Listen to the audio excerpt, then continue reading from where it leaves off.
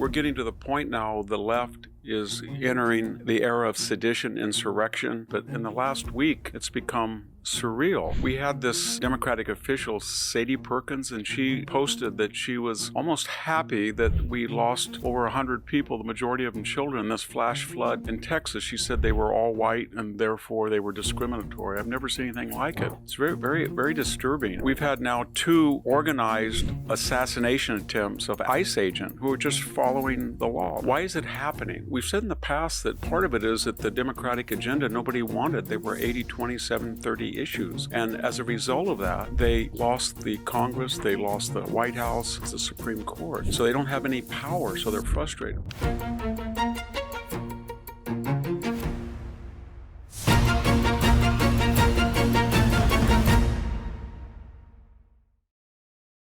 America is going through a higher education transformation where students are realizing that what they want and need is a place that doesn't stifle their intellectual freedom. Standing out among the few graduate programs that value viewpoint diversity is Pepperdine's University School of Public Policy, where I've taught the last 2 years. Their Masters of Public Policy is both applied and practical, preparing the next generation of leaders to participate in government agencies, the business sector, and think tanks. Pursue your MPP at Pepperdine. Daily Signal listeners qualify for an automatic 50 to 75% tuition scholarship and can learn more at go.pepperdine.edu/Daily Signal. It's go.pepperdine.edu/Daily Signal.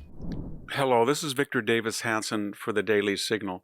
We've talked in the past a lot about the unfortunate turn to the hard left that Democrats have made, but in the last week, it's become surreal.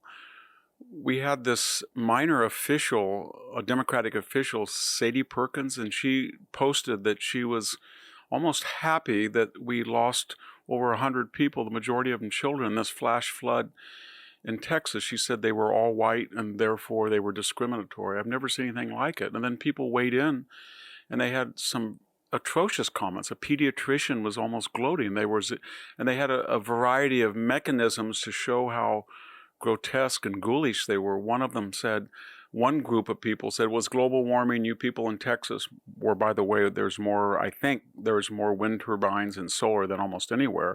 You people denied global warming, this was caused by global warming, and therefore you got your just desserts. It was not caused by global warming. It was a once-in-a-century flash flood of a magnitude no one had seen in 100 years. And then there was other people who said that you supported the Doge cut, so you got what you deserved. And in her case, she said, you're white people. So it's very, very, very disturbing. At the same time, we've had now 2 organized assassination attempts of ICE agent who are just following the law. Remember what they're doing. Apparently, in the mind of the left, it was a moral thing to break the law and let 12 million people without vaccinations, without audits, without criminal background checks come into the United States. But it is an amoral thing to enforce the law and restore the rule of law and ask people who came in illegally to please return. But in that conundrum, we've had now 10 people arrested, and they were kind of Antifa types. I'm not saying they were Antifa, but they were dressed in black. They had radios, they had semi-automatic weapons, they had body armor. They were young, mostly white kids. It looked like they were children of the middle class, and they shot an ICE agent in the neck, and they had a gun battle. And then this was following an earlier assassination attempt. Now, you think that the Democratic Party would be worried, but we've got even more disturbing reports that Democratic Congress people said, well, what are we supposed to do? We meet with our constituents, and they're telling us that one of us should be shot. I don't mean shot by punishment, they're urging us to use violence and being willing to be shot by others to promote a radical agenda. And I don't know if that's true because they won't report any circumstances that would substantiate that. But basically the congressional Democrats are saying, I don't know what I can do. These people are pushing us to the radical edge. And then you saw Hakeem Jeffries, didn't you? He was posing with a bat like he was going to club people in opposition to the big, beautiful bill. I could go on with all of these examples, but I mean, this is an age in which people tried to kill Donald Trump twice. And we know what happened to Steve Scalise and other congressional personnel. And so we're getting Luigi Mangione, etc., the attacks on Jewish people in Washington, D.C. We're getting to the point now the left is entering the era of sedition, insurrection. We had Karen Bass go to a park and confront ICE agents who were federal law enforcement people, obeying and enforcing and trying to restore the legitimacy of federal law, which surpasses municipal and state law, remember? And she said, you got to get out of my city. This is insurrection. Why is it happening? We've said in the past that part of it is that the Democratic agenda nobody wanted. There were 80-20-7-30 issues. And as a result of that, they lost the Congress, they lost the White House, they lost, of course, in most cases, the Supreme Court. So they don't have any power, so they're frustrated. But I think even more importantly, in the first administration, Donald Trump addressed symptoms of the progressive project. Let's restore deterrence. Let's try to deal with the border. Let's try to stop crime.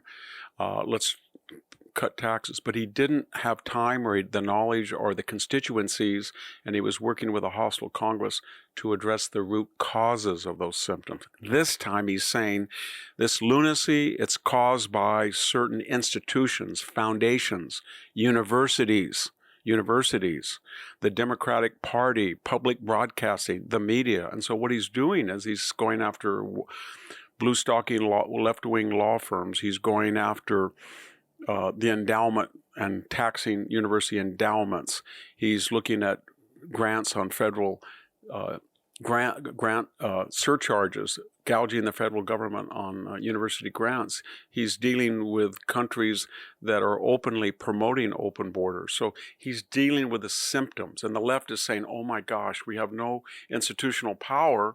And now the way that we exercise power without having legislative or executive influence is institutions, foundations, media, K through 12, university, and Donald Trump is starting to address our left-wing monopoly and dominance of those institutions. And if he were to be successful, we would collapse, dissipate, disintegrate. So we're going to go take to the streets, and we're going to use violence, and we're going to do anything possible to stop this Donald Trump counter-revolution. It's going to be very dangerous times. We got to be very careful about what everybody says and not escalate the situation. But it's mostly now coming from a frustrated and impotent left.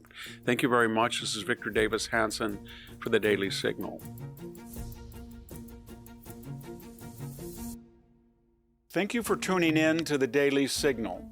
Please like, share, and subscribe to be notified for more content like this. You can also check out my own website at victorhanson.com and subscribe for exclusive features in addition.